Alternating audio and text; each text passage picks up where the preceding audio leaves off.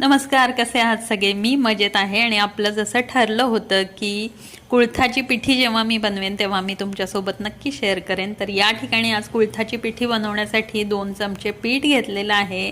हळद, चवीनुसार लाल तिखट आणि मीठ ॲड केलेलं आहे पिठात आणि 1 ग्लास पाणी घालून हे पीठ जे आहे ते पाण्यात छान मिक्स करून घेणार आहे। मसाले आणि पाणी हे छान एकत्र झालेलं आहे। गॅसवरती कढई ठेवली आहे, त्यामध्ये मोहरी, जिरे घालून घेतलेत आणि सोबतच ठेचलेला लसूण आणि थोडंसं आलं हे घातलेलं आहे। कढीपत्ता घातलेला आहे, कांदा घातलेला आहे। हे सगळं छान गुलाबी होईपर्यंत परतून घ्यायचं आहे।